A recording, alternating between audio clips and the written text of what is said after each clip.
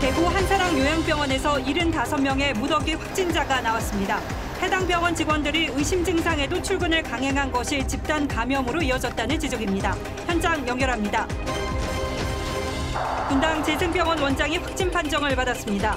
이 원장은 증상 발현 뒤인 지난 13일 복지부 차관 등 경기도 내 병원장 23명과 긴급회의를 가진 바 있어 관련자들이 자가격리에 들어갔습니다. 코스피 지수가 10년 만에 1,600선이 깨졌습니다. 원달러 환율은 어제에 이어 오늘도 최고치를 기록했습니다. 미국이 1조 달러 규모의 경기 부양책을 내놨지만 공포심은 사그라들지 않는 모습입니다. 주한 미국 대사관이 내일부터 비자 발급을 위한 인터뷰 업무를 중단합니다. 유학, 취업, 주재 목적의 미국 장기 체류는 당분간 어려워지게 됐습니다. 개학은 연기됐지만 서울학원 4곳 가운데 3곳은 개원 중인 것으로 집계됐습니다. 감염을 우려한 학부모들은 대형학원 대신 소형학원으로 자녀를 이끌고 있습니다. 공천 순번을 두고 미래통합당과 비례위성정당 간 갈등이 지속되고 있습니다. 한성규 미래한국당 대표는 당선권 대여섯 명 교체로 갈등 봉합에 나섰지만 통합당에선 전면 재검토를 요구하는 목소리가 나옵니다.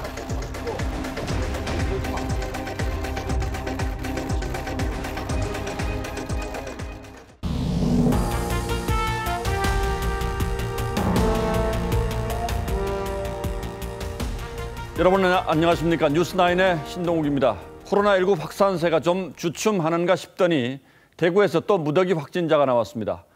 대구의 한사랑 요양병원 직원과 환자 등 75명이 집단 감염됐고 여기를 포함한 요양병원 5곳에서 모두 88명의 새로운 확진자가 발생했습니다. 오늘은 임서인 기자가 먼저 보도하겠습니다. 대구시 서구에 있는 노인 치매 전문 병원인 한사랑 요양병원입니다. 경찰관이 코호트 격리된 요양병원의 출입을 통제합니다. 지난 16일 이 병원 간호과장이 첫 확진을 받았고 대구시는 요양병원 직원과 환자 188명에 대해 전수조사에 들어갔습니다. 이 가운데 어젯밤 직원 17명, 오늘 새벽에는 입원 환자 57명이 확진 판정을 받았습니다. 음성 판정을 받은 환자와 직원 110여 명은 요양병원 안에 코호트 격리 조치됐습니다. 대구시는 첫 확진자가 나오기 열흘 전부터 요양병원 안에서 최초 증상자가 나온 뒤 병원 안에서 직원과 입원 환자가 교차 감염된 것으로 판단했습니다. 최초 증상을 나타내신 분들이 이미 한 열흘 전부터 계셨던 것으로 보아서 최소 열흘 10일 이전에 확진자가 발생하였고 그 안에서 확산이 일어났던 것으로 판단되어집니다. 한사랑 요양병원 집단 감염은 대구시가 고위험 집단시설 전수조사 과정에서 확인됐습니다. 대구시는 요양병원의 직원들이 평소 마스크를 착용했지만 밀접 접촉이 있었던 것으로 보고 정확한 감염 경로를 조사하고 있습니다. TV조선 임서인입니다. 자, 그럼 확진 환자 75명이 나온 대구 한사랑 요양병원에 나가 있는 취재기자를 직접 연결해서 지금 어떤 상황인지 확인해 보도록 하겠습니다. 자, 강은석 기자, 물론 정확한 역학조사는 지금 진행 중이겠습니다만 유독 이 요양병원에서 한꺼번에 이렇게 많은 수의 확진자가 나온 이유는 뭐라고 보고 있습니까? 네, 방역당국에서는 첫 확진 판정을 받은 간호과장뿐만 아니라 여러 직원들이 동시에 감염 증상을 나타낸 것으로 보고 있습니다. 이들 가운데 자신의 증상을 잘 알지 못한 채 출근한 직원들이 환자들과 접촉하면서 감염 속도가 빨라졌을 것으로 추정됩니다. 한사랑 요양병원의 병상 구조도 감염 확산에 한몫한 것으로 보입니다. 전체 병상 199개 가운데 최소 환자 2명이 같이 지낼 수 있는 다인실이 174개나 됩니다. 이 때문에 확진자가 1명이 나올 경우 확산 속도가 빨라졌을 가능성이 제기됩니다. 게다가 한사랑 요양병원이 치매 전문 병원이라 환자 가운데 기저질환을 앓고 있는 고령층이 많았던 것도 원인으로 꼽히고 있습니다. 자, 다른 요양병원들에서도 환자가 여러 명 나왔는데 지금 상황이 어떻습니까? 네, 대구의 또 다른 요양병원 4곳에서 13명의 추가 확진자가 나왔습니다. 방역당국은 확진자가 나온 병동을 코호트 격리 조치했습니다. 대구 배성병원에서 7명, 수성요양병원 4명, 진명실보험과 CG노양병원에서 각각 1명씩 확진자가 나왔습니다. 그런데 앞으로 이 같은 집단 감염 사례가 더 나올 가능성을 배제할 수 없습니다. 대구시가 지난 13일부터 요양병원 등 고위험 집단시설 397곳의 환자와 종사자 3만 3천여 명에 대해 전수조사를 시작했는데 아직 조사가 30% 정도밖에 진행되지 않았기 때문입니다. 대구시는 이번 주 안으로 나머지 집단시설에 대한 조사를 마칠 예정입니다. 지금까지 대구 한사랑 요양병원에서 TV조선 강석입니다. 의료진 18명을 포함해서 모두 31명의 확진자가 나온 분당 재생병원에서는 병원장까지 확진 판정을 받았습니다. 방역 대책을 논의하기 위해서 이 병원장을 만났던 은수미 성남시장과 비서진들도 오늘 급히 검사를 받았는데 다행히 모두 음성으로 나타났습니다. 이어서 주원진 기자가 보도합니다. 분당재생병원 앞에 세워진 선별진료소에서 의료진이 감염 검사를 받습니다. 한쪽에서는 방호복을 입은 병원 직원들이 의료 폐기물을 처리합니다.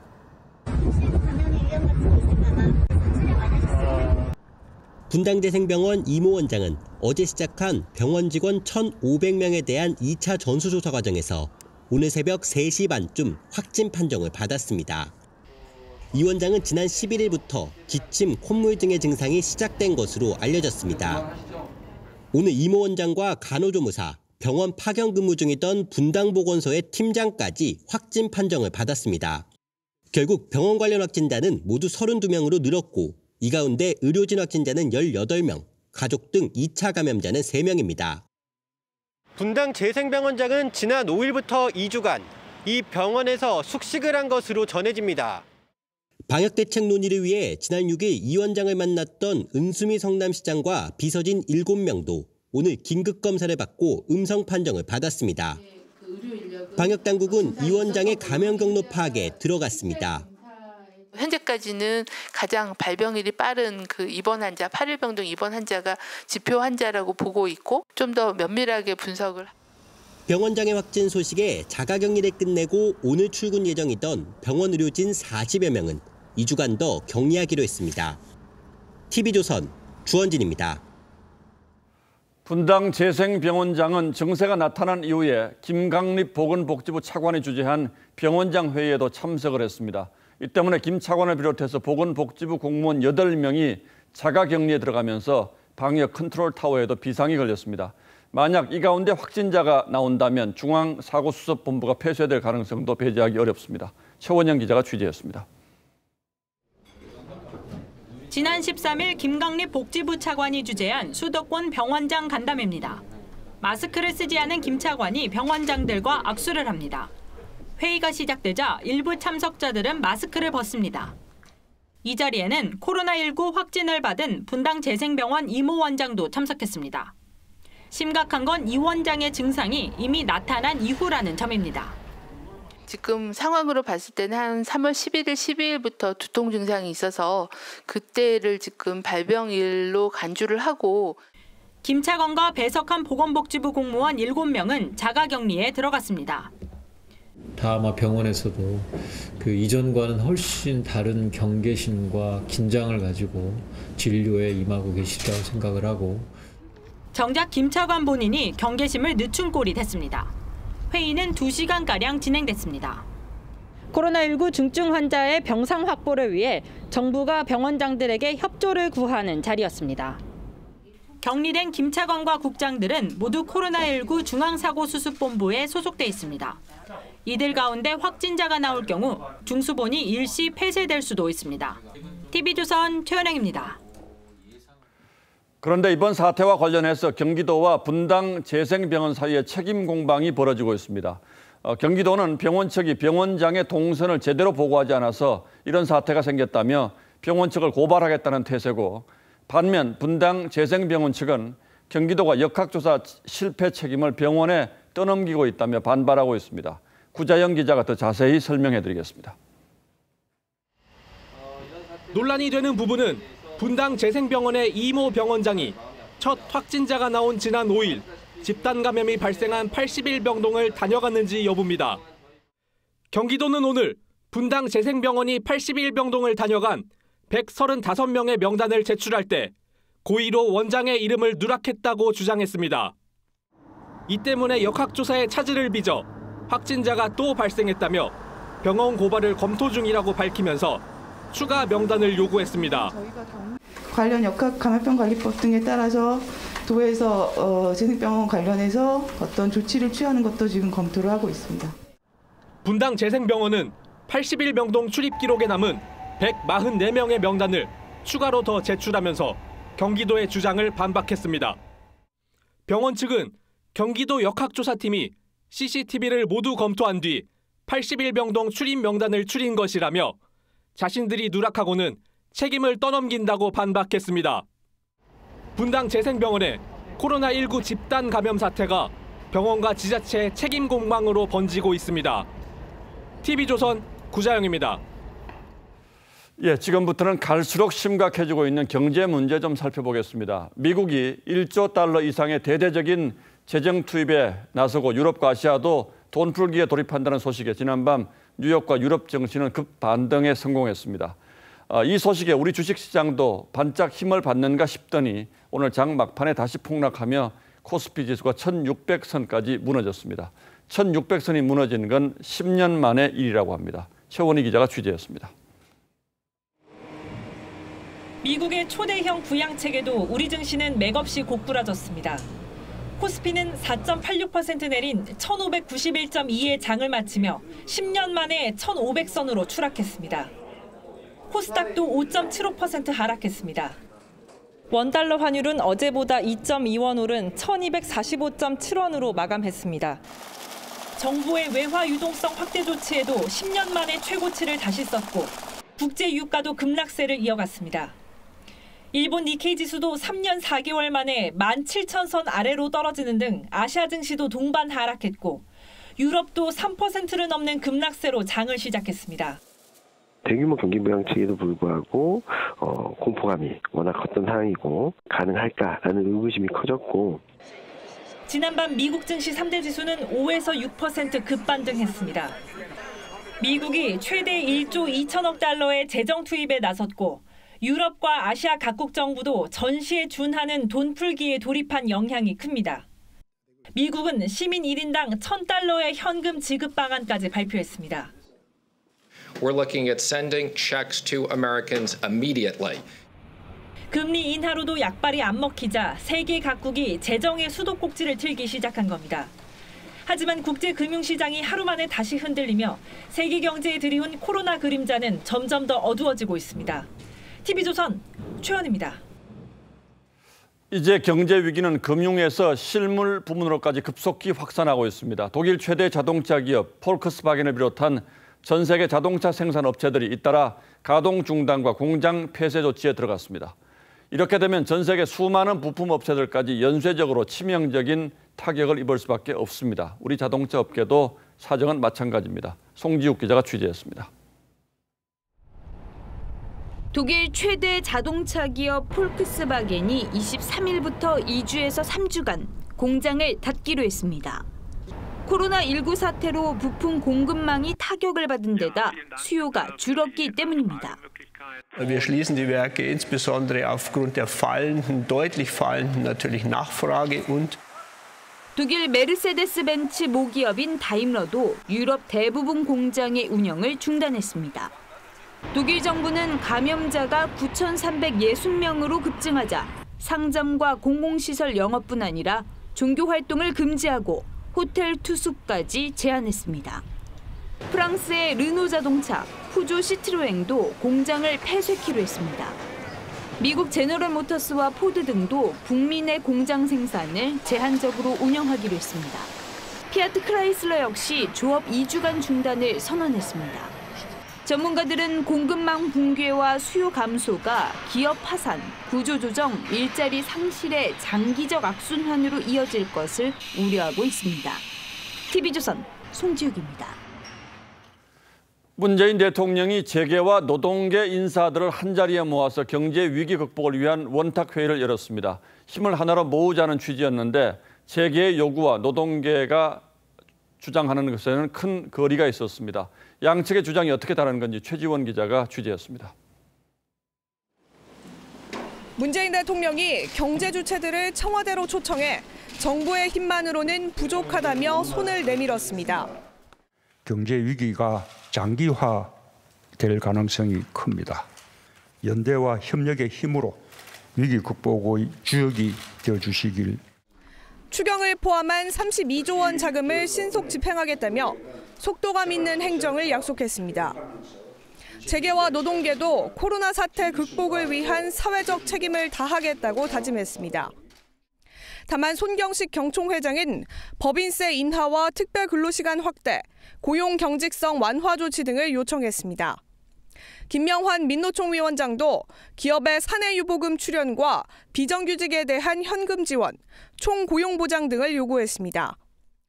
문 대통령은 1년 2개월 만에 양대 노총 위원장을 따로 만나 민노총의 경사노위 참여도 요구했지만 받아들여지지 않은 것으로 전해졌습니다. 오늘 자리는 전례 없는 국가 재난 상황에서 재계와 노동계가 위기 극복을 위해 머리를 맞댔다는 점에서 의미가 작지 않습니다. 다만 구체적인 해법을 놓고 양측의 입장차를 어떻게 조율해 갈지가 문재인 정부의 과제로 남게 됐습니다. TV조선 최재원입니다. 자, 상황이 심각한 것 같습니다. 정부 차원의 긴급 생계비 지원이 필요하다는 목소리 역시 적지 않습니다만 정부는 여전히 망설이고 있습니다. 워낙 엄청난 재정이 필요한 일이어서 후유증을 걱정하지 않을 수 없기 때문이죠. 그러자 지방자치단체들이 먼저 움직이기 시작했습니다. 전주에 이어 서울시가 110만여 가구에 최대 50만 원씩을 긴급 지원하겠다고 밝혔습니다. 신윤만 기자가 보도합니다. 콜센터에서 집단 감염이 발생한 구로 코리아 빌딩입니다. 지난 16일 1층부터 6층까지는 폐쇄가 해제됐지만 편의점 등 일부 점포는 영업을 포기했습니다. 편의점도 일단 콜센터 직원이 나오지 않으면 매출이 거의 없기 때문에. 경기 침체가 심각해지면서 서울시가 긴급 지원 비상대책을 내놨습니다. 지원 대상은 중위소득 100% 이하인 191만 가구 중 정부 추경 예산안 지원을 못 받는 117만 7천여 가구가 대상입니다. 지원 금액은 1, 2인 가구는 30만 원, 3, 4인 가구는 40만 원, 5인 이상 가구는 50만 원으로 지원 횟수는 한 번입니다. 재원은 일단 재난관리기금을 통해 조달하고 부족분은 이번 추경을 통해 확보할 예정입니다. 서울시는 이 대책을 위해서 가용 가능한 모든 예산을 총동원해서 총 3,270억 원을 투입할 예정입니다. 앞서 전북 전주시는 실업자와 비정규직 등 5만여 명에게 재난기본소득 52만 7천 원을 지급하기로 했고 강원도는 소상공인, 실직자 등 도민 30만 명에게 1인당 40만 원을 지급하기로 했습니다. 일괄 지급이 아니라 수혜 대상을 한정해 재난기본소득을 지급하는 지자체들이 잇따르고 있습니다. TV조선 신유만입니다. 코로나19가 전 세계로 걷잡을 수 없이 퍼져나가면서 백신 개발이 발등에 떨어진 불이 됐습니다. 또 백신뿐 아니라 최대한 빨리 치료약을 개발하지 못하면 이 혼란이 얼마나 더 갈지 예상하기 힘든 상황이어서 오늘은 이 문제를 집중적으로 따져보겠습니다. 자, 강동원 기자. 예. 이미 일정 부분 치료 효과가 있다고 주장하는 약들이 나와 있긴 하죠. 예, 그렇습니다. 이 아비간이라는 약인데요. 예. 일본에서 개발된 약입니다. 이 코로나19를 위해서 개발된 치료제는 아니고요. 신종플루 등의 독감을 치료할 때 쓰이는 약입니다. 자, 그런데 실제로 이 약이 코로나19 환자들에게 쓰이고 있습니까? 예, 그렇습니다. 일단 일본에서는요, 이 코로나19 환자 치료에 이 약을 쓰는 것으로 알려져 있고요. 이 중국에서 임상시험 결과도 효과가 있다고 밝혀서 곧 중국에서는 병원에서 이 코로나19 환자에게 본격적으로 사용될 것으로 보입니다. 그렇다면 우리도 이 약을 수입해다 쓰면 되지 않겠습니까? 예, 아직 우리 보건당국은요. 코로나19에 효과가 있는지 임상적인 근거가 충분하지 않다고 보고 있습니다. 자, 무엇보다 이 약을 임산부가 복용을 하면 태아에 안 좋은 영향을 끼치는 걸로 나와 있어서요. 세계보건기구 WHO도 아비간을 이 코로나19 치료제의 임상시험 후보에 포함시키지 않았습니다. 예, 약을 함부로 쓸 수는 없겠죠. 그럼 우리나라는 지금 환자 치료에 무슨 약을 쓰고 있습니까? 자, 우리나라에서는요, 이 에이즈 치료제인 칼레트라와 이 말라리아 치료제인 하이드로클로로킨을 사용하고 있습니다. 예, 뭐 결국 아직은 코로나19만을 표적으로 하는 치료제는 개발되지 않았다는 뜻인데 예. 그럼 개발은 얼마나 진행이 되고 있습니까? 전 세계적으로 이 개발에 열을 올리고 있습니다. 현재 개발 단계는요, 이 임상시험 단계에 와 있다고 하는데요. 에볼라 치료제로 개발 중인 이 렌데시비르라는 약물이 이 코로나19에 가장 효과적인 것으로 알려졌습니다.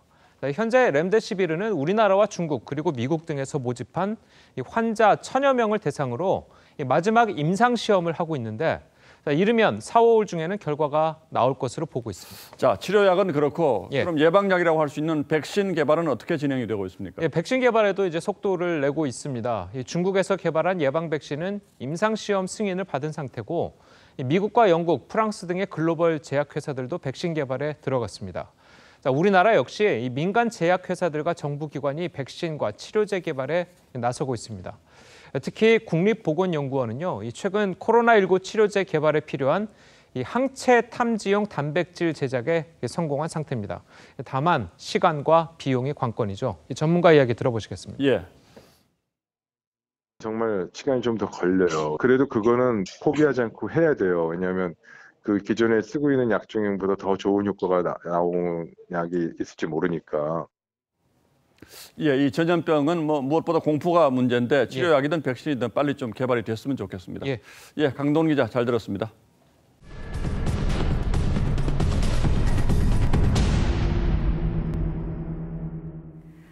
주한 미국 대사관이 내일부터 이민과 유학, 취업을 위한 비자 발급을 중단합니다. 인터뷰 과정에서 코로나 바이러스를 옮길 가능성을 차단하겠다는 차원인데 가을 학기에 입학을 준비하던 유학생은 당황스럽게 그지없습니다. 이채영 기자입니다. 주한 미국 대사관이 내일부터 비자 발급을 위한 인터뷰 일정을 취소한다는 보도자료를 오후 늦게 배포했습니다.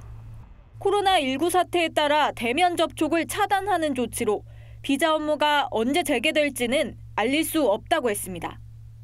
다만 기존 비자는 효력이 유지되고 90일 이내 체류가 가능한 비자 면제 프로그램 에스타도 기존처럼 온라인으로 신청이 가능합니다.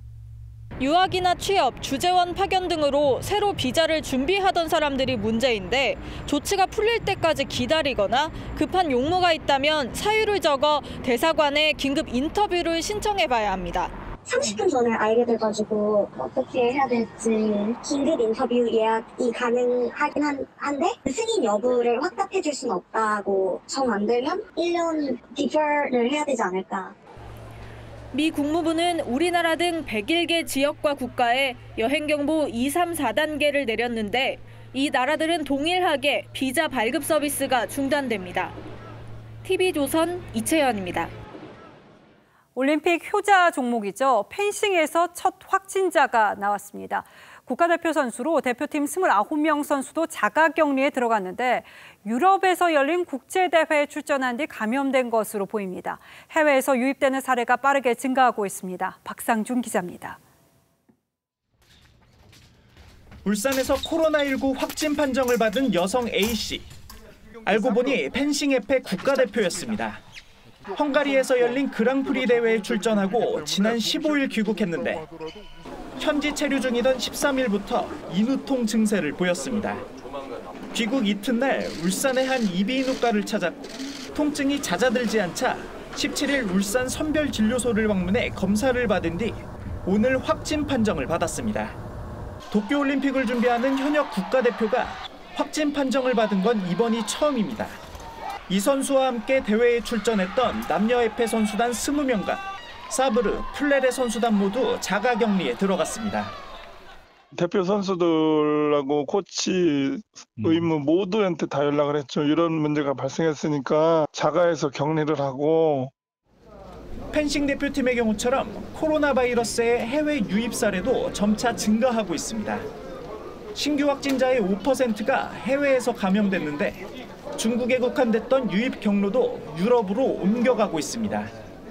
어제 기준으로 해외 유입 확진자 55명 중 27명이 유럽을 통해 들어왔습니다. 바이러스의 전 세계적 유행에 방역 당국도 긴장을 놓을 수 없는 상황입니다. TV조선 박상준입니다. 개학은 연기됐지만 서울학원 4곳 가운데 3곳은 개원 중인 것으로 집계됐습니다. 정부 대책 없이 휴원을 이어갈 수 없다면서 수업을 강행하고 있는 건데요. 또 일부 고3 학부모는 사람이 많은 대형 학원 대신에 소형 학원으로 발걸음을 돌리기도 합니다. 하지만 이 또한 안전을 장담할 수는 없겠죠. 장윤정 기자가 학원가를 돌아봤습니다. 서울 대치동 학원 갑니다. 가방을 맨 학생들이 학원 수업을 마치고 나옵니다. 학교 가는 날은 4월로 미뤄졌지만 학원엔 나오는 겁니다. 10명, 15명 애들 다 오고 하고 주변에 모든 학원들 다 거의 다 하니까 웬만하면 그것 때문에 코로나 때문에 좀 두렵기도 하고 혹시 제가 걸릴 수도 있으니까. 고3 학부모는 성적이 떨어질까 어쩔 수 없이 자녀를 보냅니다. 고3들은 부모도 불안해서 아주 대형은 못 보내요. 소형은 보내요. 재수하는 휴교 연장으로 교육 공백이 길어지자 학원들이 하나둘 문을 열고 있습니다. 서울시 학원 휴업률은 25%로 나흘 전에 비해 크게 줄었습니다. 특히 영세한 중소형 학원들에게 장기 휴원은 큰 부담입니다. 휴원을 하고 싶은데 유지비가 한 달에 돈 1,000만 원씩 나가는 거예요. 학부모 요청에 어쩔 수 없이 문을 열기도 합니다. 수업을 위해서 생각하겠다고 훨씬 더 쉬웠어요. 유인혜 교육부 장관은 휴원 권고를 따르지 않으면 대책을 강구하겠다고 말했지만 사교육 현장에선 효과가 나타나지 않고 있습니다. TV조선 장윤정입니다. 부산에 거주하는 70대 확진자가 양성 판정을 받기 전에 콜라텍을 빈번하게 출입한 것으로 확인돼 집단 감염에 대한 우려가 커지는데요. 경기도는 PC방이나 클럽 같은 다중 이용 시설에 대해 사실상의 영업 금지령을 내렸습니다. 최민식 기자가 보도합니다. 부산 서면시장에 있는 콜라텍입니다. 굳게 닫힌 철문 위로 임시 휴업 중이란 문구가 붙었습니다. 부산의 71번째 확진자 79살 A씨는 지난달 28일 확진 판정을 받기 전 이곳을 수차례 찾았습니다. 이 환자분의 잠복기 등을 고려할 때 콜라텍에서의 감염을 배제할 수 없는 상황입니다. 부산시는 지난달 1일에서 20일 사이 이 콜라텍을 이용한 사람 가운데 발열과 기침 등 의심 증상이 나타나면 검사를 받으라고 공고했습니다. 콜라텍의 경우 현금 결제가 많아 이용객을 모두 추적하기가 사실상 불가능합니다. 부산시는 부산 내 47곳 모든 콜라텍에 대해 내일까지 1차 소독을 할 계획입니다. 콜라텍은 닫힌 공간에서 다수가 밀접 접촉해 감염이 이뤄지기 쉬운 환경입니다. 하지만 일부 콜라텍에선 코로나19가 확산되고 있는 상황에서도 영업을 계속하고 있습니다. 거기 콜라텍에서 걸린 게 아니라 그 확진자가 거기에 가까다는 거죠. 경기도는 종교시설에 이어 PC방과 클럽, 콜라텍 등 다중이용시설에 대해 밀접이용 제한 행정 명령을 내렸는데 사실상 영업을 하지 말란 의미입니다. TV조선 최민식입니다. 코로나 팬데믹에 근거 없고 위험한 방지요법이 횡행하고 있습니다. 대표적인 게 성남 은혜강 교회에서 감염을 예방하겠다면서 신도들의 입에 분무기로 소금물을 뿌린 거죠. 이란에서는 44명이 알코올을 마시고 숨지기도 했습니다. 엉터리 코로나요법에 오늘의 포커스를 맞췄습니다. 이 소금이 코로나 확산 방지에 말 그대로 소금을 뿌렸습니다. 은혜강 교회 측이 신도들을 소독해주겠다며 입에다 소금물을 뿌린 건 지난 1일. 안타까운 일인데요. 잘못된 인포메이션 때문에 생기는 에피데믹, 유행이라고 할 수 있습니다. 확진자가 더 나올 수밖에 없는 상황입니다. 정작 오염된 분무기 탓인지 교회 관련 코로나 확진자가 오늘까지 64명으로 늘었습니다. 이 교회만의 문제일까요? 소금물을 가습기에 넣어 연기를 뽑는 영상. 폐에 연분기를 줘서 소금이 그 균들을 죽였습니다. 도복을 입은 한 남성은 안티카민으로 이렇게 발라줍니다. 임시는 호흡기로 통해서 균이 들어온다니까요. 검증되지 않은 코로나 요법이 판치는 건 외국도 마찬가지. 한 외국인이 위스키 잔에 칫솔을 적시더니 양치질을 합니다.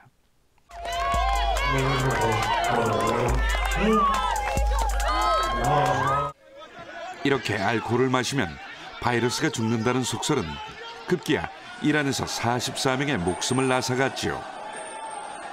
확진자가 1000명에 육박한 이란은 폭동 사태 직전입니다.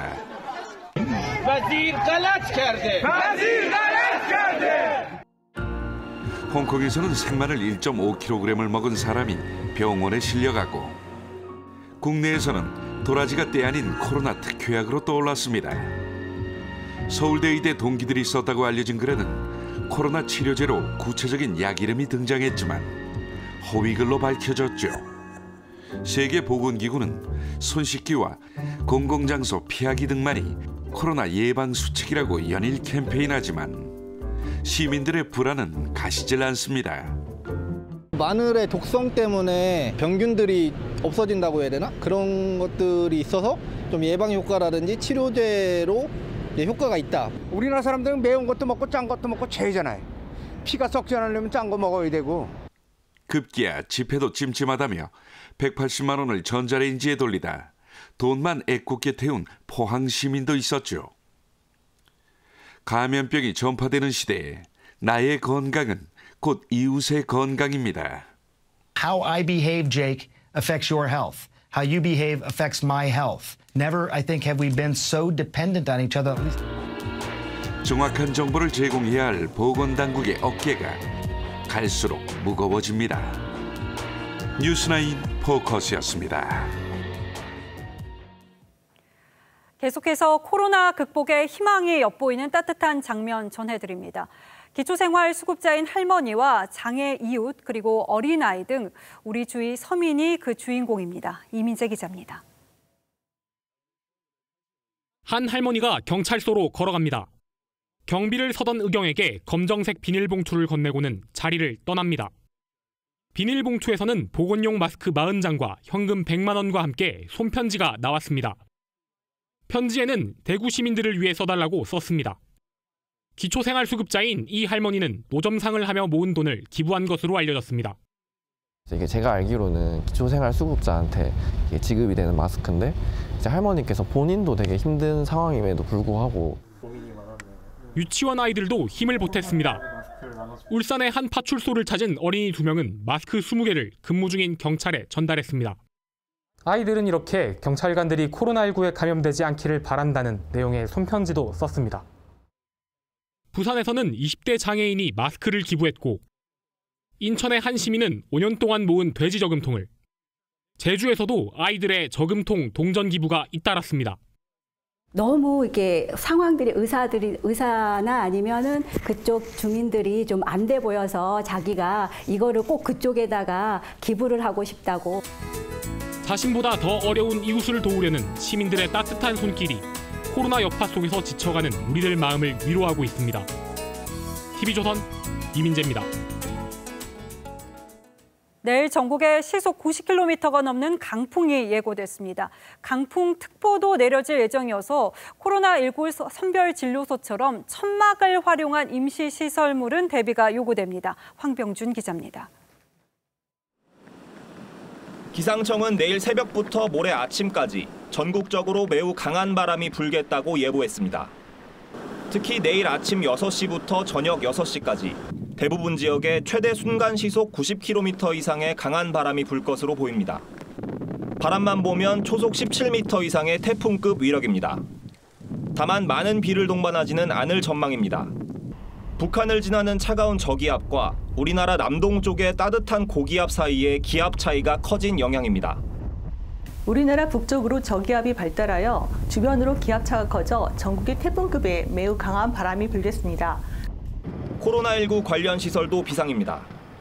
기상청은 선별진료소에서 밖에 설치한 천막과 각종 공사장 등 시설물 관리에 주의해 줄 것을 당부했습니다.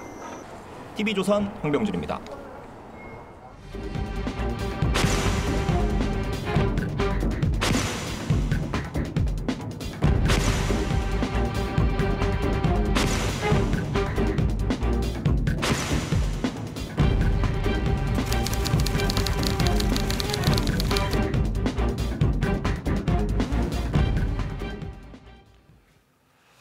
예, 지금부터는 정치권 소식 전하겠습니다. 총선을 코앞에 둔 여야가 모두 비례대표 정당 문제로 아주 시끄럽습니다. 정치개혁을 명분으로 무리하게 도입한 연동형 비례대표제 탓에 여야 모두 지독한 이전 투구의 늪에서 헤어나지 못하고 있습니다. 먼저 여당 상황부터 살펴보죠. 더불어민주당이 어제 새 비례연합 플랫폼으로 갈아탄 시민을 위하여는 지난해 조국 수호 집회를 주도한 개국본이 주축입니다. 민주당이 약속한 대로 후순위에 후보를 낸다면 결국 앞번호는 조국 수호에 앞장섰던 인사들에게 돌아갈 가능성이 높아졌다는 뜻이죠. 이 비례정당은 오늘 당 이름을 더불어시민당으로 정했습니다. 김보건 기자가 취재했습니다. 민주당과 시민을 위하여 등 원외 정당 5곳이 참여하는 비례연합정당 이름이 더불어시민당으로 정해졌습니다. 민주당 당명 중 더불어가 들어갔습니다. 민주당 비례대표 후보 25명 가운데 일부도 옮겨올 예정입니다. 선거법의 범위를 넘어서 무조건 소수 정당을 배려하는 것도 형평에 맞지 않습니다. 오늘부터 시민사회의 추천을 받겠습니다. 시민을 위하여는 지난해 조국 수호 집회를 주도했던 개국본이 주축입니다. 이 때문에 조국 전 장관 옹호에 앞장섰던 인사들이 상위 순번에 배치될 가능성이 있습니다. 민주당의 합류를 기다리다 버림받은 정치개혁연합은 정치 공작 행태에 분노를 느낀다며 협상을 주도한 양정철 민주연구원장 징계를 요구했습니다. 민주당은 양정철 민주연구원장과 이근영 전략기획위원장을 협상 채널로 저에게 알려줬고 근데 그들이 보인 태도는 매우 일방적이고 한편 조국 전 장관은 손혜원 의원과 정봉주 전 의원이 주도하는 열린민주당으로부터 출마 권유를 받았지만 고사한 것으로 알려졌습니다. 열린민주당 관계자는 어제 공천을 신청한 최강욱 전 비서관이 더불어시민당으로 옮겨갈 가능성도 있다고 했습니다. 조국 전 장관의 1호 인사였던 황희석 전 법무부 인권과장도 열린민주당 비례공천을 신청했습니다. TV조선 김보건입니다. 제1야당 미래통합당은 비례정당인 미래한국당의 비례대표 후보를 두고 심각한 갈등을 빚고 있습니다. 미래한국당 공관위가 일부 후보의 명단과 순번을 조정하는 타협책을 제시하면서 봉합에 나서긴 했습니다만 통합당 지도부는 전면 재검토가 아니라면 민주당처럼 다른 비례정당으로 옮기는 방안까지 검토 중이라고 합니다. 여도 야도 유권자들은 안중에 없는 비례 진흙탕 싸움에서 벗어나지 못하고 있습니다. 보도에 차정성 기자입니다. 진통 끝에 열린 미래한국당 최고위원회는 비례대표 명단 일부를 재조정하기로 했습니다. 공관위는 바로 열리나요? 곧 열릴 거예요. 4명인가요? 5명인가요? 뭐 4-5명 그렇게만 알고 계세요. 최고위원들이 문제 삼은 비례대표 후보들은 대략 7에서 8명. 5번 김정현 변호사와 8번 우원재 유튜버, 11번 권혜영 전 자유한국당 전남도당위원장, 13번 이경혜 바이오그래핀 부사장 등입니다. 하지만 통합당 지도부는 영입 인재를 빼고 전문성도 없고 검증도 안 된 인사들이 당선권에 집중 배치됐다며 미래한국당이 자매정당의 성격을 정면으로 거부했다는 입장입니다. 통합당 핵심 관계자는 전면적인 재조정이 이루어지지 않을 경우 별도 정당을 추진하는 안도 검토되고 있다고 말했습니다. 비례대표를 위임한 것이거든요. 개인의 입장이나 또는 특정한 정파의 입장이 너무 도드라지게 투영돼서는 안 된다고. 미래한국당 공관위는 내일 선거인단을 다시 불러 찬반 투표를 진행할 예정이지만 순번 조정 범위나 수준에 따라 통합당과의 결별도 배제할 수 없는 상황입니다. TV조선 차정승입니다. 이런 비례정당 대혼란의 책임으로부터 결코 자유로울 수 없는 게 바로 4+1 협의체에 가담했던 군소정당들이라고 할 수 있습니다. 이들 가운데 정의당을 제외한 세력이 선거를 앞두고 연합해서 만든 민생당 역시 비례연합 합류 문제를 두고 심각한 내분에 빠졌습니다. 이 당에서는 또 왜 이런 일이 벌어지고 있는 건지 조덕현 기자가 설명하겠습니다. 어제 민생당 의원 13명의 주도로 의총에서 비례연합 참여가 결정됐지만 바른미래당 출신인 김정화 공동대표가 최고의 안건 상정을 거부하면서 충돌이 시작됐습니다. 그러자 박주영 공동대표는 별도의 최고위를 소집해 의결을 밀어붙였습니다. 가반수의 출석과 가반수의 찬성으로 의결을 했기 때문에 법적인 문제는 없고요. 바른미래당계 당직자 10여 명은 회의장에 들어와 반발했고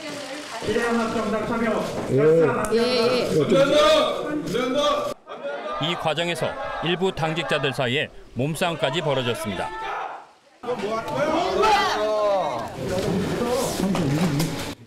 바른미래당계는 민주당이 주도하는 비례연합에 참여하는 건 친문 세력에 나라를 갖다 바치는 꼴이라며 연동형 비례대표제 도입 취지를 살려야 한다는 입장입니다. 고성이 오가고 한 거는 굉장히 죄송스럽게 생각합니다. 그렇게 후지게 정치하는 거 후배 정치인들한테 부끄러운 줄 아셨으면. 비례성을 강화하자는 선거법 개정의 취지는 온데간데 없이 사라지고 의석 몇 석에 명분까지 팽개치는 여야의 이전 투구에 유권자의 실망도 커지고 있다는 지적입니다. TV조선 조덕현입니다. 자, 이런 가운데 윤석열 검찰총장 장모에 대한 해묵은 의혹이 다시 제기되고 있습니다. 통장 잔고를 속여서 투자금을 유치했다, 또 거짓 정언으로 소송 사기를 범했다라는 등의 고발과 진정이 잇따라 접수된 데 따른 것인데 의정부와 서울중앙지검 두 곳에서 동시에 수사가 진행되고 있습니다. 당초 오늘 윤 총장의 장모가 조사를 받으러 나온다는 얘기가 있었는데 끝내 모습을 드러내지는 않았습니다. 김태훈 기자입니다. 지난해 10월 대검찰청을 통해 의정부지검으로 넘겨진 윤석열 검찰총장 장모 최 모 씨의 통장 잔고 위조 의혹 사건. 최 씨 소환설이 불거졌지만 오늘 조사는 이루어지지 않은 것으로 파악됐습니다. 최 씨는 2013년 경기도 성남의 땅 매입 과정에서 통장에 340억 원이 있는 것처럼 꾸몄다는 의혹이 제기된 상태입니다. 그런데 똑같은 고발장을 접수한 경찰도 수사에 나섰습니다. 수사는 서울지방경찰청 지능범죄수사대가 맡았습니다. 양대 사정기관이 사문서 위조 의혹 규명을 놓고 경합을 벌이게 된 겁니다. 여기에 서울중앙지검도 소송 사기 등 혐의로 고발된 윤 총장 장모 최 씨 사건을 형사 1부에 배당했습니다. 이로써 검찰총장 장모와 관련해 수사하는 곳이 모두 3곳이 됐습니다. 검찰은 최 씨의 사문서 위조 혐의 공소시효가 오는 4월 1일로 끝나는 만큼 2주 안에 기소 여부를 결정할 것으로 보입니다. 최 씨와 함께 윤 총장을 직권남용 혐의로 서울중앙지검에 고발한 정모 씨는 2003년 최 씨와 부동산을 놓고 법적 다툼을 벌이다 무고 등 혐의로 징역 2년을 복역한 바 있습니다. TV조선 김태훈입니다. 미국 민주당의 대선 후보로 중도 성향의 조 바이든 전 부통령이 맞수 샌더스 상원 의원을 제치고 대세론을 굳히고 있습니다. 이렇게 되면은 오는 11월 트럼프와 바이든이 맞붙게 될 가능성이 커지는 건데요. 박소영 기자가 경선 상황 전합니다. 민주당 대선 후보 경선에서 조 바이든 전 부통령이 버니 샌더스 의원을 또 한 번 꺾었습니다. 파죽의 4연승입니다. We've moved closer to securing the Democratic Party's nomination for president. And we're doing it by building a broad coalition that we need to win in November.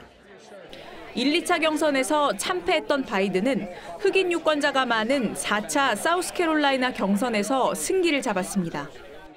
이어 14개 주가 경선을 치른 3일 슈퍼 화요일 10곳에서 승리했고 지난주 미니 화요일에도 6곳 중 5곳에서 이겼습니다. 어제는 플로리다와 일리노이, 애리조나에서 모두 승리했습니다. I actually voted for Joe Biden. Some of the issues that are going on in the country, I think we need somebody that's going to stand up for. 대선 후보가 되려면 대의원 1,991명을 확보해야 하는데 바이든은 1,147명을 확보해 샌더스를 크게 앞섰습니다. It may be a time to rethink our value system, to rethink many of the systems that we operate under. 외신은 중도 기반 바이든이 흑인과 백인 노동자 계층의 표심까지 잡았다면서 샌더스의 포기 가능성을 내다보고 있습니다. 이번 대선은 공화당 후보로 확정된 트럼프 대통령과 민주당 바이든 후보 대결로 굳어져 가고 있습니다. TV조선 박소영입니다. 코로나 팬데믹에도 국제올림픽위원회 IOC가 도쿄올림픽 정상 개최를 천명했습니다. 올림픽 메달리스트들은 당장에 무책임한 태도라고 비판했는데 얼마 전까지만 해도 예정대로 개최하겠다고 했던 아베 총리는 완전한 형태로 실현하겠다는 의지를 드러내서 상황 변화가 예견되기도 합니다. 이다솜 기자입니다. 올림픽까지 4개월 이상 남은 만큼 극단적 결정을 내릴 필요가 없다. IOC는 긴급 회의 끝 성명을 통해 도쿄올림픽의 정상 개최 의지를 다시 한번 천명했습니다. 오는 6월까지 선수 선발을 마쳐야 한다는 전제 조건을 달았지만 선수들을 비롯해 IOC 위원들마저도 공개적인 불만을 드러냈습니다. 무감각하고 무책임한 결정이다. 체육관과 공공시설은 모두 문을 닫아 올림픽을 정상적으로 준비하는 건 불가능하다.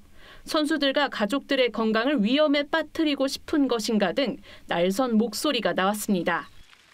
주요 외신들도 회의적인 반응입니다.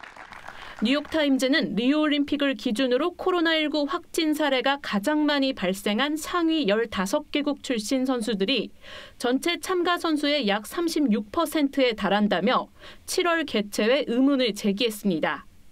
AP통신은 더 나아가 2021년이 가장 적기라는 칼럼을 실었습니다. 일본 내부에서도 올림픽을 바라보는 민심은 싸늘해지고 있습니다. 아사히 신문이 실시한 여론조사 결과 올림픽 연기 및 취소에 찬성하는 의견이 70%를 넘었습니다. 경기장 확보, 천문학적 중계권료 등 현실적 문제들이 산적한 가운데 2020 유럽 축구 선수권의 1년 연기 확정도 IOC에게 부담으로 작용될 듯합니다. TV조선 이다솜입니다.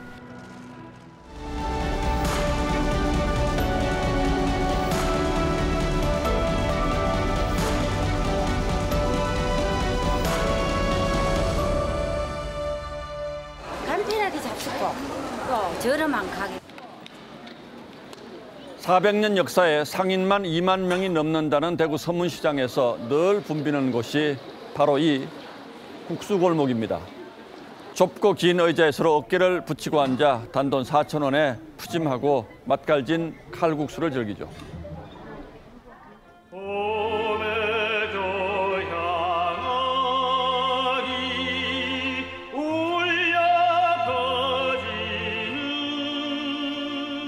유명한 가곡 동무생각의 무대 청라언덕도 이 대구에 있습니다. 120년 전 언덕 아래 동산의료원에서 민중의료에 헌신했던 선교사들의 집이 푸른 담쟁이 청라와 함께 아직도 남아 있습니다. 대구는 250만 대도시면서도 골목골목 걷는 운치가 여간 아닙니다. 청라언덕 내려와서 10분쯤 걸으면 이상화와 서상돈의 고택을 만납니다. 저항시 빼앗긴 덜에도 봄은 오는가를 쓴 민족시인과 구한말 국채보상운동을 일으킨 애국지사의 혼이 깃든 곳이죠. 코로나의 재앙이 대구를 덮친 지도 벌써 한 달, 멈춰섰던 일상의 봄기운처럼 피가 돌기 시작했습니다. 인적이 끊기다시피 했던 서문시장의 국수집들이 다시 문을 열었습니다. 손님은 아직 드문드문해도 주인들의 표정은 한결 밝습니다. 4년 전 잿더미가 돼버렸던 시장도 꿋꿋이 다시 일으킨 상인들인데 그동안 얼마나 답답했겠습니까? 청라언덕 아래 코로나 방역의 최전선 동산병원에도 이제는 완치돼서 떠나는 사람이 이어지고 있습니다. 병원을 향해서 손 흔들어 인사하는 바로 이 여성처럼 말이죠. 동산병원을 비롯한 의료진의 사투가 얼마나 험했는지는 말이 필요 없을 겁니다. 코와 이마에 흉터처럼 파인 보호장구 자국, 거기에 덕지덕지 붙인 밴드들 한번 보시죠. 누구보다 놀라운 것은 대구 시민들입니다. 미국 ABC 기자의 현장 취재기에 그 경이로움이 가득합니다. 패닉 상태를 찾아볼 수 없다. 환자 수용을 반대하고 두려워하는 군중도 없다. 대신 절제심 강한 침착함과 고요함이 버티고 있다. 시민들은 대구 봉쇄, 대구 코로나, 대구 사퇴 같은 말들에 상처받으면서도 마음을 다독이며 대구를 지켰습니다. 오늘 다시 요양병원에서 집단 감염이 일어나 걱정되고 마음이 무겁습니다만 지금까지 해왔던 것처럼 차분하고 의연하게 또 맞서 나갈 것입니다. 청라언덕에 이제 곧 백합이 피듯 빼앗긴 들판 달구벌에도 봄은 옵니다. 그 달구벌의 봄볕은 대구 사람들의 절제와 인내, 이웃 사랑 같은 온기가 더해져 더더욱 따사로울 겁니다. 3월 18일 앵커의 시선은 그래도 봄은 온다 였습니다.